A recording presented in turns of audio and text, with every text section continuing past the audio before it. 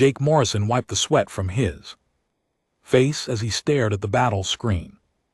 Red lights flashed everywhere on the bridge of the USS Defiance. The ship shook as another enemy blast hit there.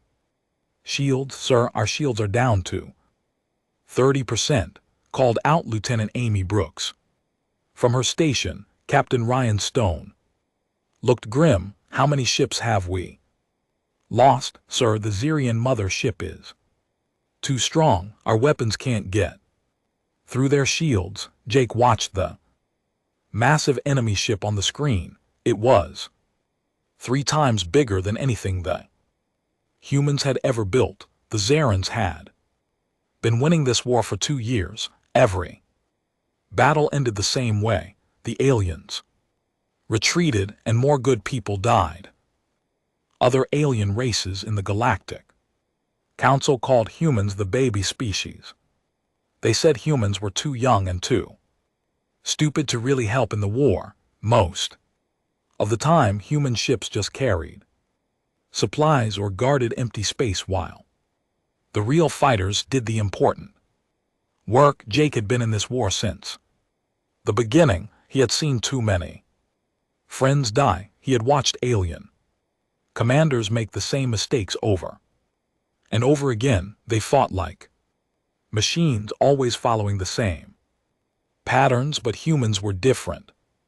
Humans could think outside the box. Captain Jake said, stepping forward. "I have an idea." Captain Stone turned to look at him. Jake was just a staff sergeant, but everyone on the ship knew he was smart. He had saved their lives more times than anyone could count. "What is it, Morrison? The Zerians think like computers.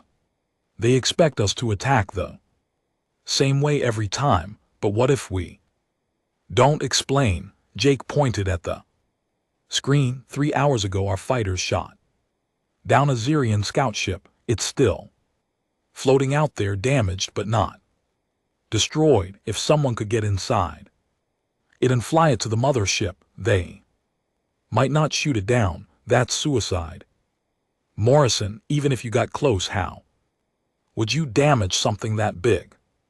Jake smiled. "We still have those quantum charges from the mining station we captured last month. One charge placed in the right spot could make their reactor explode." The bridge went quiet. Everyone knew it was a crazy plan, but crazy plans were sometimes the only ones that worked. "It's too dangerous," Captain Stone said. "I won't order anyone to do that." "You don't have to order me, sir. I volunteer." Jake. "No," Amy said from her station.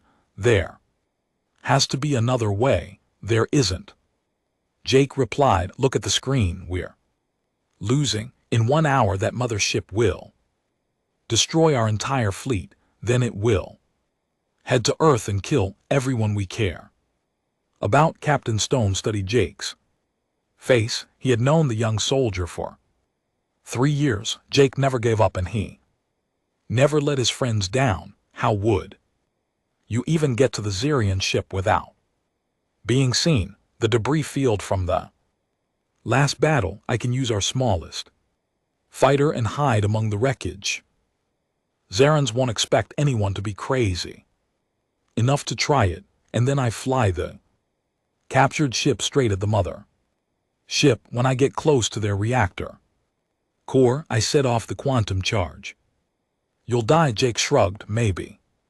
But if I don't try, we all die anyway." The ship shook again as more enemy fire hit them. On the screen, Jake could see another human ship exploding in a ball of fire. "Sir," the communications officer called out, "Admiral Parker wants to know our status." Captain Stone looked at Jake for a long moment, then he nodded. "Morrison, you have 5 minutes to get to that fighter. Brooks, load a quantum charge and give him everything he needs." "Yes, sir." Jake ran through the corridors of the ship. Other soldiers stopped to watch him go. Word traveled fast on a ship during battle. everyone knew what he was about to try in the fighter bay. The mechanics worked quickly to prepare his ship. It was the smallest fighter they had, barely big enough for one person. The quantum charge was attached to the bottom, hidden from enemy sensors. Jake, Amy said, running up to him. You don't have to do this. Yes, I do. He put on his helmet and checked his controls.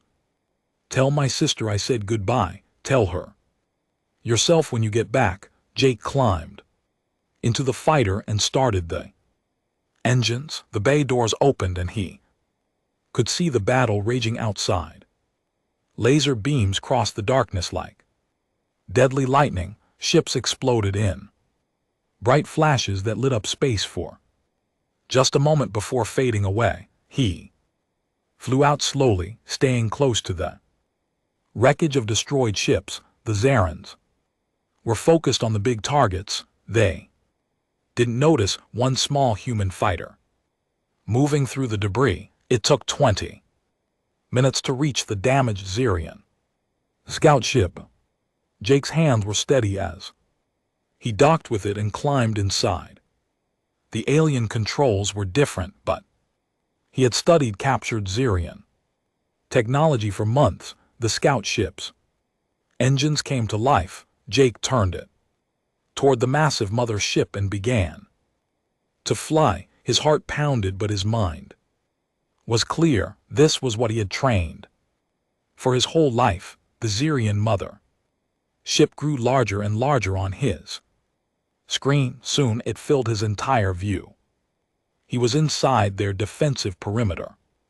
Now, any second, they might realize he didn't belong there. Jake found the entrance to the ship's reactor core. It was heavily defended, but the defenders thought he was one of them. They let him pass. Inside the mothership, Jake could see the massive reactor that powered the entire ship. It was beautiful and terrible at the same time. If he could place the quantum charge in the right spot, the explosion would destroy the whole ship. He landed the scout ship and climbed out. Alien voices echoed through the corridors, but no one had discovered him yet. Jake ran toward the reactor, carrying the quantum charge in his hands. Alarms began to sound. Someone had finally realized what was happening. Jake heard footsteps running toward him. He had maybe 1 minute before they caught him. He reached the reactor core and attached the quantum charge. His hands moved quickly over the controls, setting the timer. 30 seconds. That was all the time he had to get away. Jake ran back to the scout ship as fast as he could. Zarian soldiers appeared in the corridor, shooting laser beams at him. He dove into the ship and started the engine. The mothership's hangar doors were closing. Jake pushed the engines to maximum power and flew straight at the shrinking opening. Laser fire filled the air around him. He made it outside just as the quantum charge exploded. The mothership died in a ball of white light that could be seen across the entire battle zone. Every ship in both fleets stopped fighting for a moment, stunned by what had just happened. Jake's scout ship was thrown away by the explosion. His controls were dead. His engines were gone, but he was alive. In the distance, he could see the human fleet cheering. The war was over. The humans had won, and somehow, against all odds, Jake Morrison was still breathing. 3 months after the great battle, Jake Morrison stood in the grand hall of Concordia Prime Station. He had never seen anything like it. The walls were made of crystal that seemed to glow with their own light. Beings from 12 different worlds filled the massive room. Jake felt uncomfortable in his dress uniform. He was used to fighting, not fancy parties, but Admiral Parker had told him he had to be here. The whole galaxy wanted to honor the human who had ended the war. Nervous? Asked Colonel Lisa. Hayes standing beside him, a little. Jake admitted, I just did my job. I don't know why everyone is making such a big deal about it. Lisa smiled. You destroyed the most powerful warship in Xerian history. You saved billions of lives. That's a pretty big deal. Music began to play and the crowd turned toward the main entrance. Emperor Vorak of the Altarian Empire walked in, wearing robes covered in gold and silver. He was tall and thin with blue skin and 4 arms. Behind him walked 3 young women who could only be his daughters. Jake had heard about Emperor Vorak. The Alarians were one of the oldest and most powerful races in the galaxy. Their technology was almost as advanced as the Xerans had been. During the war, Vorak ships had saved the human colony on New Mars from destruction. The Emperor approached Jake with slow, careful steps. When he spoke, his voice was deep and formal. Staff Sergeant Jake Morrison of Earth, he said, you have brought great honor to your species and great service to mine. The Altarian people owe you a debt that can never be fully repaid. Jake didn't know what to say. I was just doing my duty. Majesty, duty. The Emperor seemed to consider the word. Yes, humans speak often of duty. It is a concept we respect. He gestured to his daughters. As is our custom, I offer you the hand of one of my daughters in marriage along with a noble title and lands on Altar Prime. The crowd murmured with excitement. This was a huge honor. Alaran princesses had never married outside their own species before. The 3 princesses stepped forward and Jake got his first good look at them. Princess Lyanna, the eldest, was everything Jake expected from an alien princess. She was tall and graceful with the same blue skin as her father. Her clothes were made of the finest materials and jewels sparkled. Her long silver hair, when she looked at Jake, her expression was polite but distant. Princess Celeste, the middle daughter, looked more serious. She wore simpler clothes and carried herself like a soldier. Jake had heard she was a brilliant scientist who had helped design some of the weapons used in the war. Her eyes studied him with obvious intelligence. Then there was Princess Zara, the youngest. She was smaller than her sisters, and her skin was a lighter shade of blue. She wore a simple dress with no jewels at all, while her sisters stood straight and proud. Zara seemed to be trying to hide behind them. When Jake looked at her, she quickly looked away. Each of my daughters has great gifts, Emperor Vorak said. Lyanna will one day rule our empire. She knows the ways of politics and trade. Celeste has the finest scientific mind of her generation. Her inventions have made our people stronger. The Emperor paused and Jake noticed he didn't say anything about Zara's gift. The choice is yours. Human, which of my daughters do you find worthy? Jake looked at the 3 princesses again. Everyone in the hall was watching him. He could hear whispers in a dozen different languages. Most people seemed to think he would choose Lyanna, the future ruler. Others thought Celeste would be the smart choice, but Jake kept looking at Zara. She was still trying to hide, but he could see something in her eyes. It wasn't pride or ambition like her sisters. It was sadness.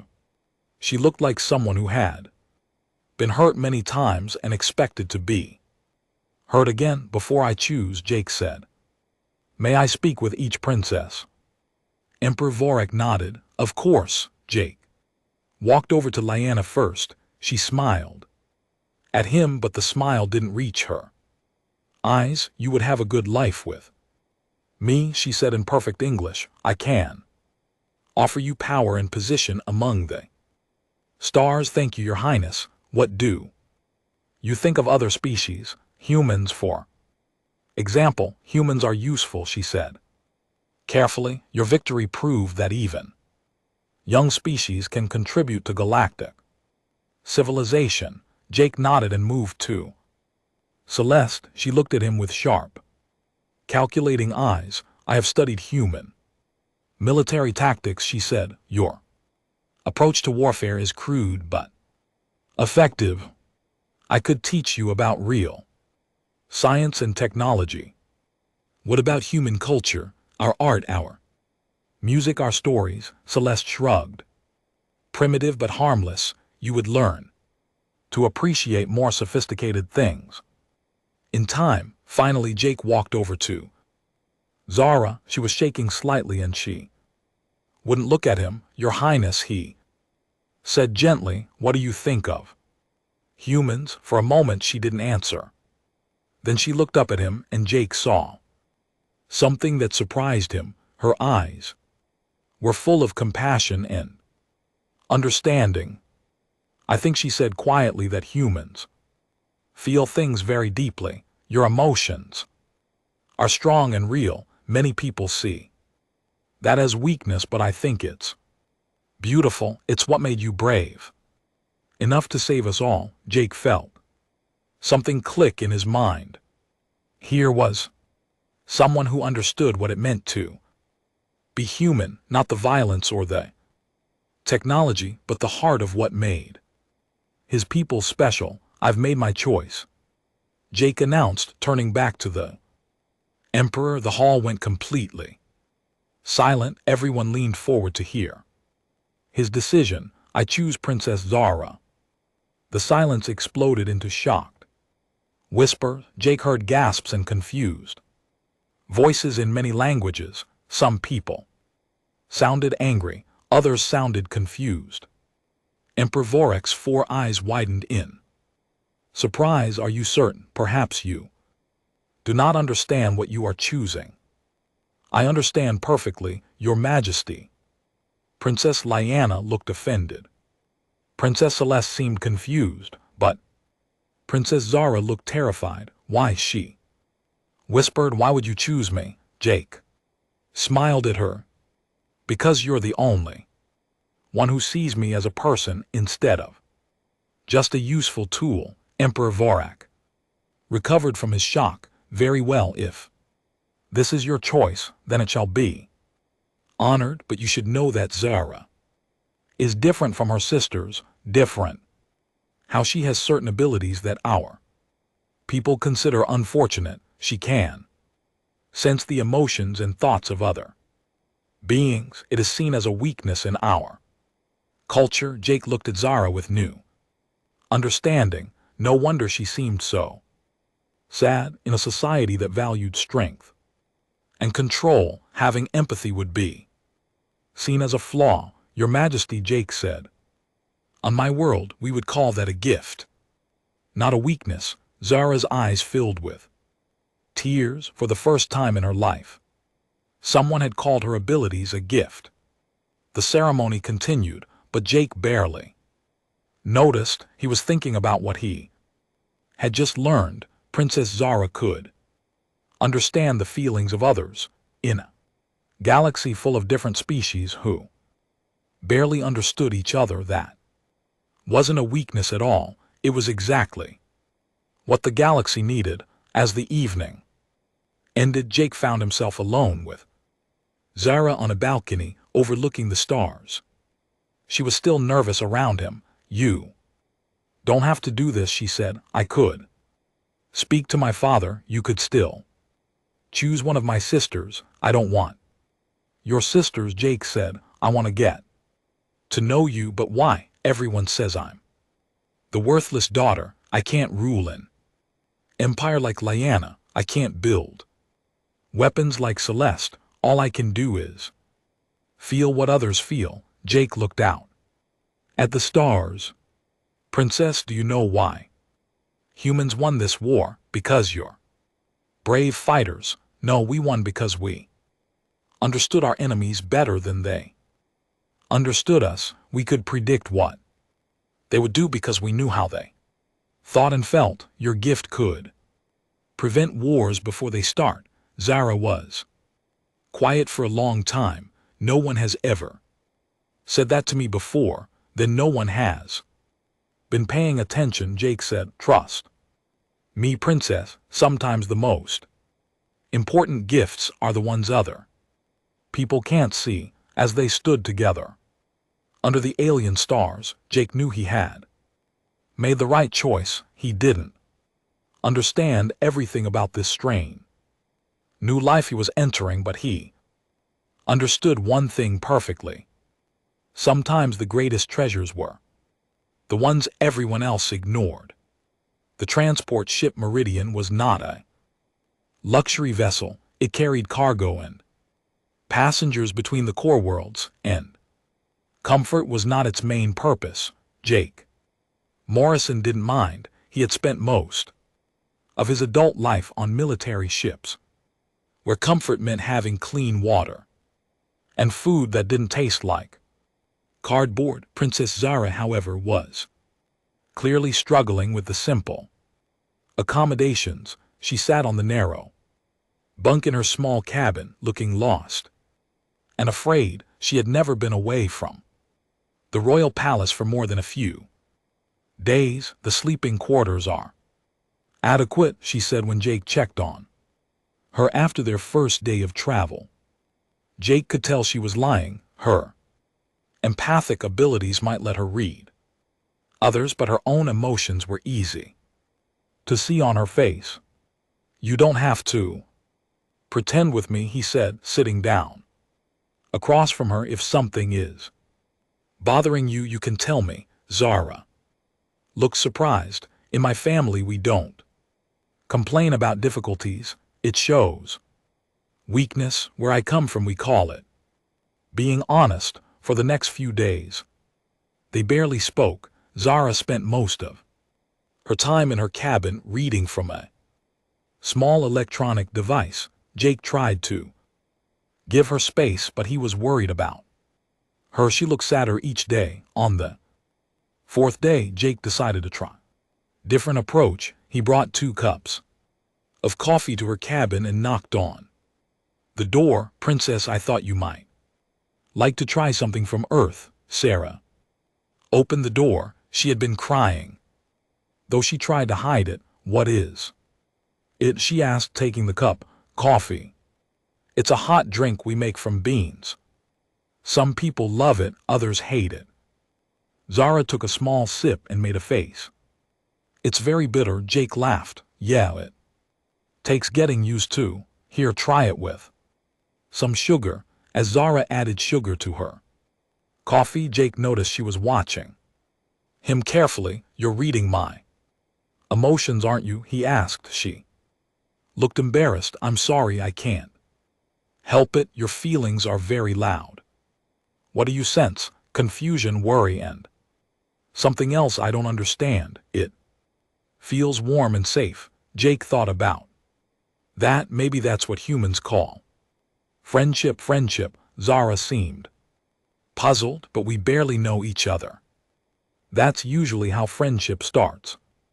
2 people getting to know each other. Zara was quiet for a moment. In Alarian culture, relationships are based on status and usefulness. Friendship, as you describe it, we don't really have that. That sounds lonely. It is. The words came out before Zara could stop them. She looked shocked that she had admitted such a thing. Jake sat down, his coffee cup. Zara, can I ask you something? What's it like being able to feel what others feel? Overwhelming. Mostly. Do you know what it's like to walk into a room full of people and immediately know that half of them dislike you, to feel their disgust and pity every time they look at you? And GT, is that why you were hiding at the ceremony? And GT, Zara nodded. Everyone there thought my father was making a mistake by including me. They couldn't understand why he would offer his defective daughter to a war hero. You're not defective, I can feel your emotions, Jake. I know you're just trying to be kind. Jake leaned forward. What am I feeling right now? Zara concentrated for a moment. Anger. But not at me, at them, the people who made you feel unwanted. That's right, I'm angry that anyone made you believe you're worthless because you're not. Tears started to form in Zara's eyes. How can you say that? You don't even know me. Then tell me about yourself. Help me know you. And slowly, Zara began to talk. She told Jake about growing up in the palace, always knowing she was different, about how her empathic abilities had manifested when she was very young, and how her family had tried to hide her gift from the outside world. When I was 10, she said, there was a trade dispute with the Corvin Republic. The negotiations were going badly. I could feel the anger and fear on both sides building up. I told my father that the Corvin ambassador wasn't really angry about trade routes. He was afraid that his people were starving. What happened? My father listened to me. He offered food aid. Along with the trade agreement, the negotiation succeeded and thousands of Corvin lives were saved. Zara's voice grew bitter, but my uncle Duke M. Thorne said I had embarrassed our family by suggesting we give charity to inferiors. Jake felt his own anger rising. Your uncle sounds like an idiot. Zara looked shocked. You can't say that. He's a duke. I don't care if he's the emperor of the universe. Anyone who calls saving lives embarrassing is an idiot. For the first time since Jake had met her, Zara smiled. It was a small smile, but it was real. You really mean that? I really do. As the days passed, Jake and Zara spent more time together. Jake told her stories about Earth, about his childhood in Smalltown, Colorado, about the first time he had seen the stars from a spaceship. Zara shared more about Alaran culture, about the rigid social rules that governed every aspect of her life.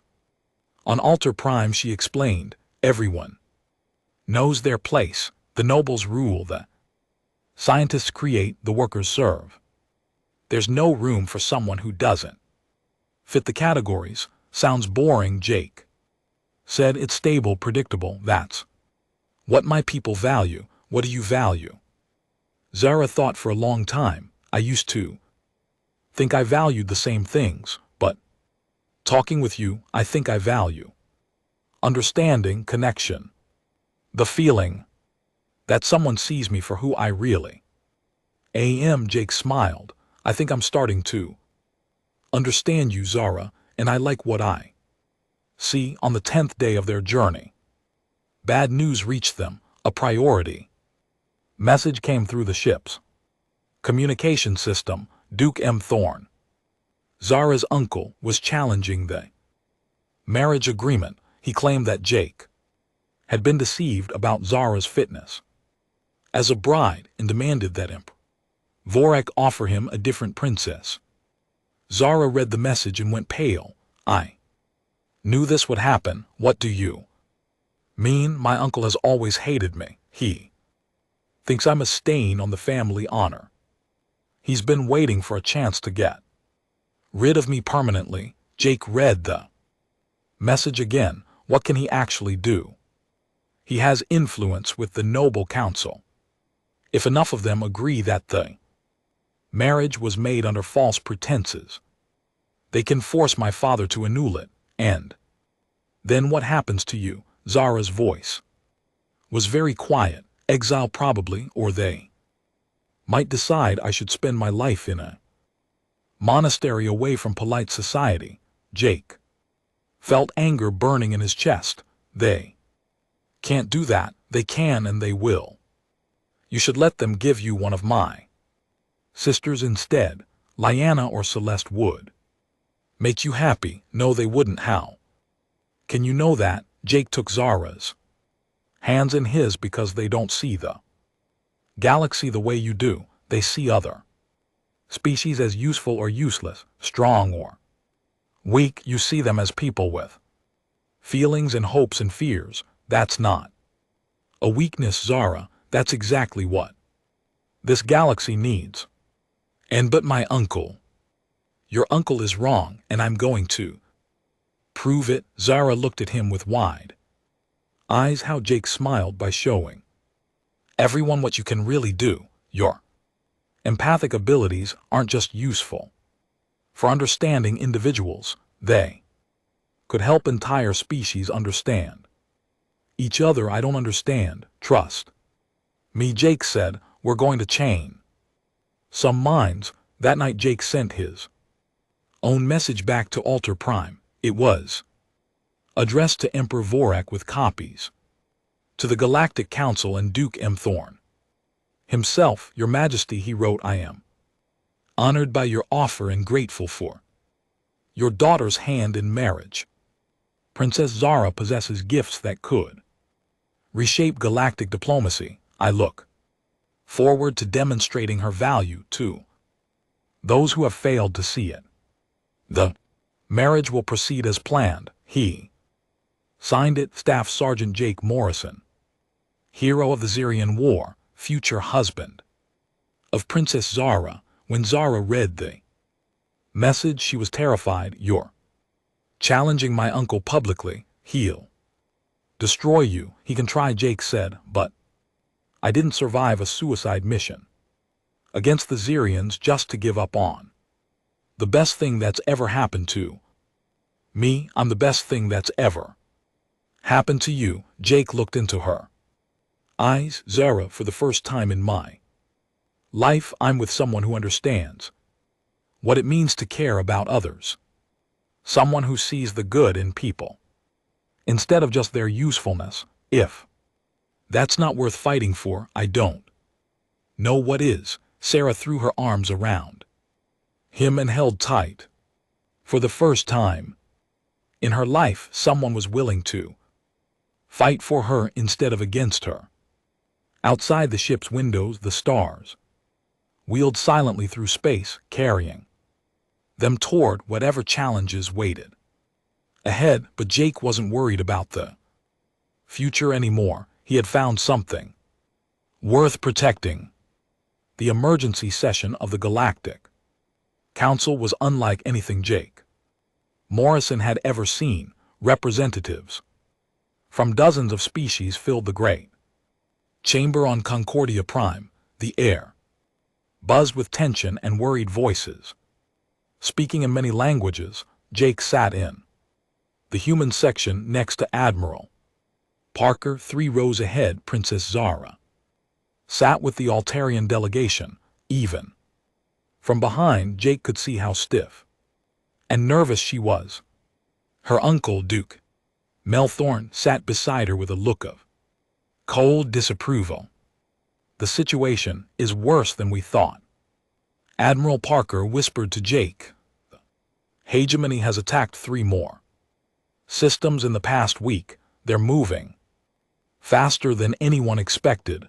The hegemony was a military alliance of species that had refused to join the Galactic Council. They believed that peace made civilizations weak for years. They had stayed in their own territory, but now they were expanding aggressively toward Council space. Council President V-Star, a tall reptilian being, called for order. We are here to address the growing threat from the hegemony alliance. Their forces have destroyed our outposts in the kill system and are moving toward human and Corvin colonies. A holographic display showed the galactic map. Red markers indicated hegemony forces advancing like a spreading disease across Council territory. Traditional diplomacy has Failed, President Vitar continued. Supreme General Korak of the hegemony has refused all communication attempts. We must consider military action. Jake watched as representative after representative stood to speak. They all said the same thing. The hegemony could not be reasoned with, so they must be fought. After 2 hours of debate, Jake was getting frustrated. Finally he stood up. Mr. President, may I speak? Murmur went through the chamber. Jake was just a sergeant. He had no official authority to address the council. This is irregular, Duke M. Thorne said loudly. The human has no standing here. The human, President Vexar replied, is the one who ended the Syrian war. I think we can listen to what he has to say. Jake walked to the center of the chamber. Thank you, Mr. President. I've been listening to this debate for hours and I think everyone is missing something important, which is, asked the Corvan ambassador. We're assuming the hegemony wants war because they like fighting. But what if they're afraid of something? Several representatives laughed. The hegemony fears nothing, said the Thayan delegate. They are conquerors, maybe. Jake said, but I learned something. During the war with the Syrian, every enemy has a reason for fighting. Find the reason and you might find a solution. And how do you propose we find this reason? Duke M. Thorne asked with obvious sarcasm. Jake looked directly at Princess Zara. We send someone who can understand what they're really feeling. The chamber erupted in shocked voices. Duke M. Thorne stood up angrily. You cannot be serious. My niece is untrained in diplomacy. She's trained in something more important, Jake said. She can sense emotions and motivations that others miss. Give her a chance to try what force and traditional diplomacy have failed to accomplish. This is absurd. The Altarian Duke continued. Zara is unfit for such responsibility. She is barely suited for, uncle, please. Zara's voice was quiet, but it carried through the chamber. She stood up slowly. May I speak for myself? Duke Melthorne looked furious, but he could not refuse her in front of the entire council. Zara walked to the center of the chamber. Jake could see her hands shaking, but her voice was steady.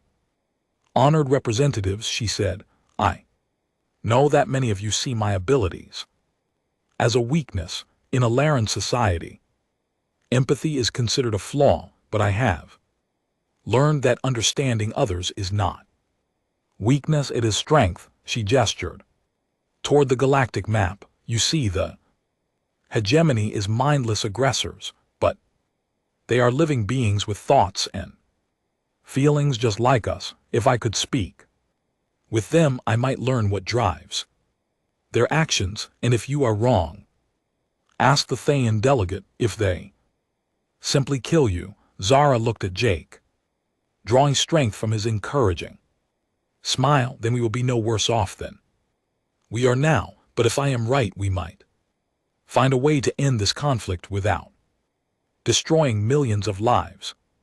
President Vexar leaned forward. What would you need for such a mission? A small diplomatic ship, a minimal crew, and permission to speak for the council in peace negotiations. Duke Melthorne nearly exploded. This is madness. You would trust the safety of the galaxy to an untested girl with delusions of importance? I would trust it, Jake said firmly, to someone who has never seen other beings as enemies to be destroyed, but as people to be understood. The debate that followed was heated and long. Many representatives opposed the plan. It was too risky, too unprecedented. How could they trust such an important mission to someone who had never held a diplomatic post? But others were intrigued. The traditional approaches had failed completely. Maybe it was time to try something different. Finally, President Veer called for a vote, all in favor of authorizing Princess Zara's diplomatic mission. The vote was close, closer than Jake had expected, but when the count was finished, Zara's mission was approved by a margin of 3 votes. 2 days later, Jake and Zara stood on the bridge of the small diplomatic vessel Harmony as it approached Terminus Rex, the capital world of the hegemony. The ship was lightly armed and carried only a dozen crew members. Are you sure about this? Zara asked Jake. She'd been nervous during the entire journey.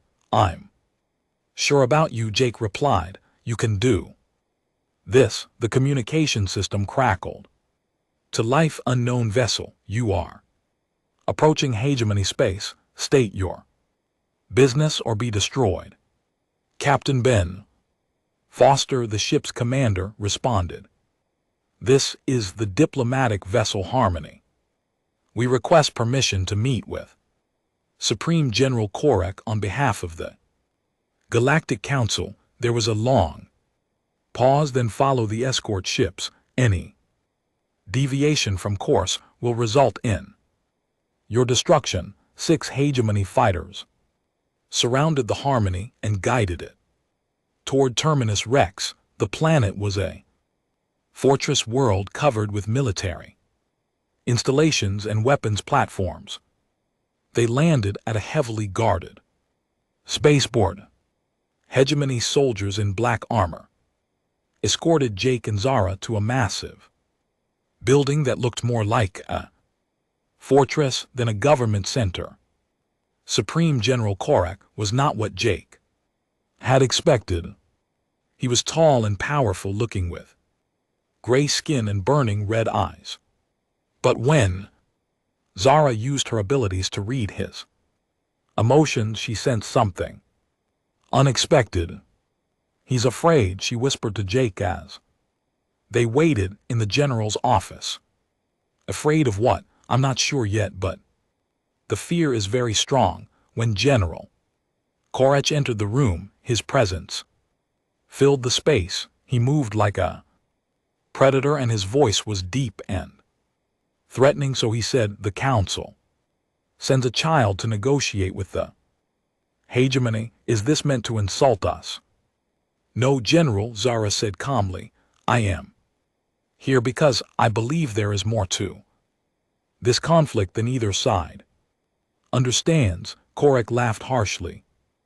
Understanding, the council has made its position clear. Join us or be conquered. There is nothing to understand. That's not what I sense from you, Zara said quietly. The general's eyes narrowed dangerously. What did you say? You're not angry about territory or resources. You're afraid that if your people join the council, they will lose their independence. You're afraid they will become weak and dependent like you. Believe the council species have become. Korek was silent for a long moment. When he spoke again, his voice was quieter, but still dangerous. You think you understand us because you can read minds. I can sense emotions, Zara said. And yours tell me that you're trying to protect your people, not conquer others. Protection requires strength. The council offers only weakness disguised as cooperation. Jake stepped forward. General, what if I told you that cooperation can make you stronger, not weaker? I would say you are a fool. Maybe, but I'm a fool who destroyed a Zirian mothership using tactics they couldn't predict. Sometimes the unexpected approach is the strongest one. Over the next several hours, Jake and Zara worked together to understand what the hegemony really wanted. It was not conquest for its own sake. They were afraid that joining the council would mean giving up their military strength and becoming vulnerable to threats like The Zarans. Your species has been invaded before. Zara said to General Korak, long ago. You were conquered and enslaved. You swore never to be weak again. Korak's red eyes burned with old pain. Zarians held our worlds for 50 years. They used our people as slaves and soldiers when we finally freed ourselves. We vowed that no one would ever rule over us again. But the Council isn't trying to rule over you, Jake said. They're trying to work with you. Words Korak spat. The Zarans also spoke of cooperation when they first came to our worlds. Sarah looked at Jake with sudden understanding. This was the key. The hegemony's fear was based on their history of being betrayed by those who promised partnership. General, she said, what if there was a way to join the Council while keeping your military independence? What if cooperation did mean giving up your strength for the first time? General Korak looked interested instead of angry. Explain. And slowly, carefully, Zara began to outline a new kind of alliance, one that respected the hegemony's need for military autonomy while still bringing them into the larger galactic community. Jake watched with growing admiration as Zara worked her magic. She wasn't just negotiating, she was. 6 months later, Jake Morrison stood on the balcony of his new home on New Terra, watching the sunrise paint the sky in shades of gold and purple. It was hard to believe how much his life had changed since that day on Concordia Prime when he had chosen the princess everyone else ignored. You're up early, Zara said, joining him on the balcony. She carried 2 cups of coffee. She had developed a taste for the earth drink during their travels. I couldn't sleep, Jake admitted. Today feels important. Today was their official wedding ceremony. The first one on Concordia Prime had been a political necessity. This one would be for them, surrounded by friends and family from across the galaxy. Are you having second thoughts? Zora asked, though she was smiling as she said it. Not even close, Jake replied, putting his arm around her. Are you? Never. Zara leaned against him, though I still can't believe how much everything has changed. She was right. The peace treaty with the hegemony had transformed galactic politics. General Korak had become an unlikely ally, and his military forces now protected Council worlds alongside their own. The agreement Zara had negotiated had become a model for dealing with other independent species. More importantly, Zara herself had changed. The frightened, hidden princess was gone. In her place was a confident diplomat who had become the most sought-after negotiator in the galaxy. 3 more conflicts had been resolved through her empathic abilities, saving countless lives. Your father is proud of you, Jake said. I know, it's strange, isn't it? For years he thought I was the family disappointment. Now he brags about me to anyone who will listen. Emperor Vorak had indeed changed his opinion of his youngest daughter when the Galactic Council had offered Zara the position of ambassador for interspecies relations. He had supported her enthusiastically. Even Duke Mouth had been forced to publicly acknowledge her achievements, though Jake could tell the man still didn't like admitting he had been wrong. Jake, Zara's voice was thoughtful. Do you ever wonder what would have happened if you had chosen one of my sisters? Jake considered the question seriously. I think the galaxy would be a darker place. Lyanna would have made me a duke, but she never would have seen the hegemony as anything more than enemies to be defeated. Celeste would have given me access to advanced technology, but she never would have understood that General Corax's anger came from old pain, and the war would probably still be going on. Millions more would have died. They stood in comfortable silence, watching the alien sunrise. New Terra was a beautiful world with vast oceans and floating cities that reminded Jake of the science fiction stories he had read as a child. The human government had offered them a mansion in the capital, but they had chosen this simple house by the sea. The guests should start arriving soon, Zara said. Jake nodded. It would be quite a gathering. Admiral Parker and Colonel Hayes were coming from Earth. General Corfac was bringing a delegation from the hegemony. The first time their ships had entered Council space for peaceful purposes. Even Princess Lyanna and Princess Celeste would be there, representing the Altarian Empire. Are you nervous about seeing your sisters again? Zara smiled. No, Lyanna actually apologized to me last month, she said. She had been foolish not to see my value. Celeste has been asking me to help her understand the emotional aspects of scientific research. She thinks my empathic abilities could help her design better technologies, and your uncle still doesn't approve of me, but he can't argue with the results. The peace treaty has made our family more powerful and respected than ever. Jake laughed. Politics, family politics are the worst kind. As the morning progressed, ships began landing at the spaceport near their home. Jake watched through the window as beings from a dozen different worlds emerged from their vessels. A year ago, many of these species had been on the verge of war with each other. Now they were here to celebrate a wedding. Amy Brooks, now a captain, was among the first to arrive. She hugged Jake tightly and smiled at Zara. I still can't believe you two, she said. The war hero and the princess who saved the galaxy. With kindness, we saved it together, Zara said firmly. Captain Foster arrived next, along with the crew of the Harmony. They had become celebrities after their successful diplomatic mission, though they remained humble about their role.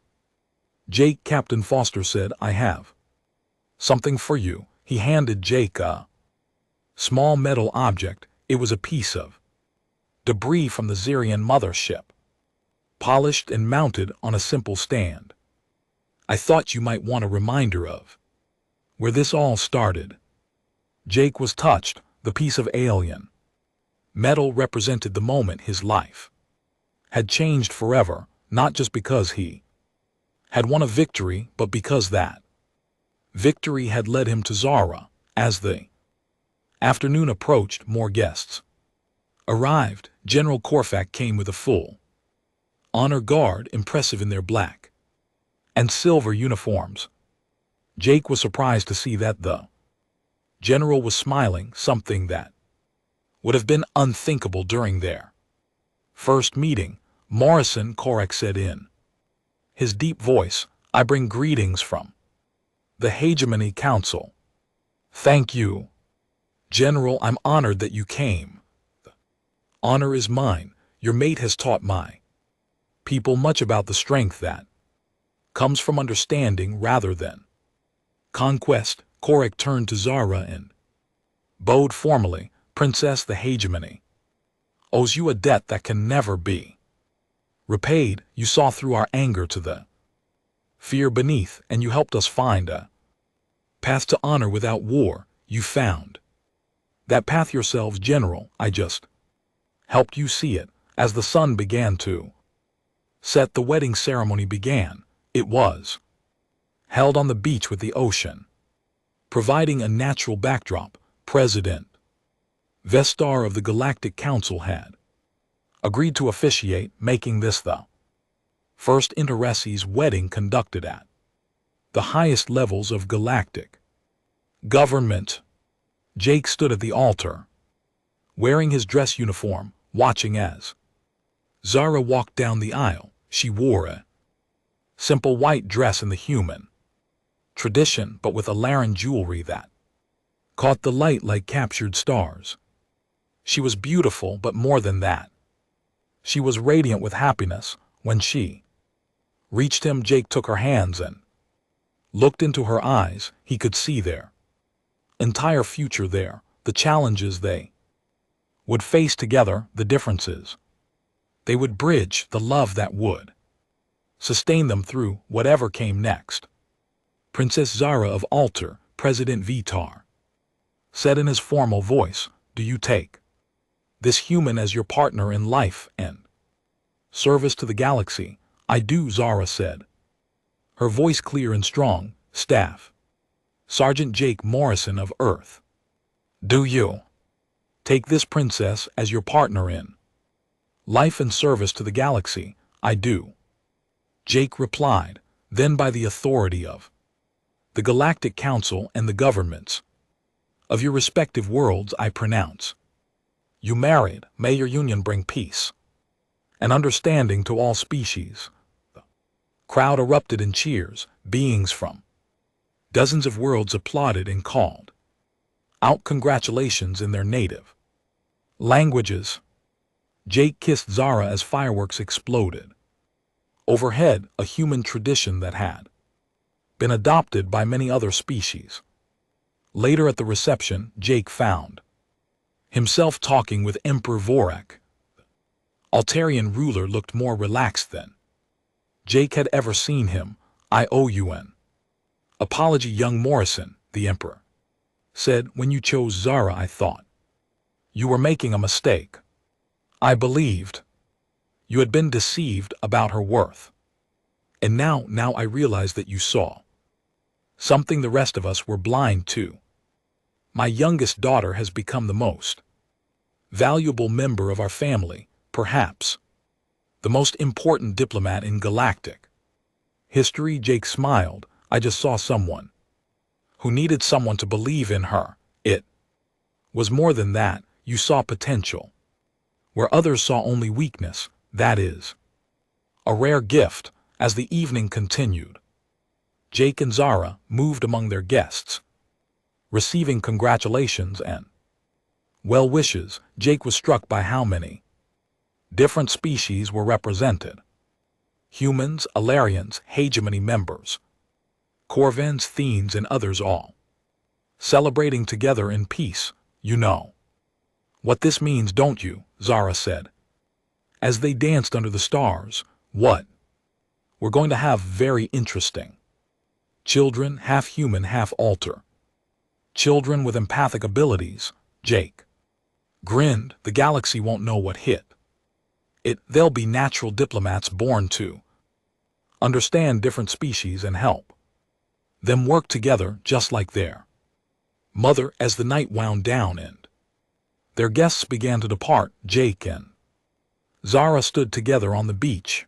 The ocean waves lapped gently at the shore, and both moons of New Terra cast silver light across the water. "Do you ever think about that night on Concordia Prime?" Zara asked. "When you had to choose between my sisters and me?" "Sometimes. Why?" "I keep wondering what made you see something in me that no one else could see." Jake thought about his answer carefully. "I think it was because you were the only one who saw something in me that others missed too." "What do you mean?" "Your sisters saw a useful soldier, a tool that could bring them power or status, but you saw a person who cared about others, someone who fought not because he loved war, but because he loved peace enough to defend it." Zara smiled. "So we saved each other." "We did, and along the way we might have saved the galaxy too." They stood together in comfortable silence, watching the alien stars reflect on the water. Tomorrow would bring new challenges. There were other conflicts to resolve, other species to understand, other bridges to build between the peoples of the galaxy. But tonight Jake, Morrison, and Princess Zara had everything they needed. They had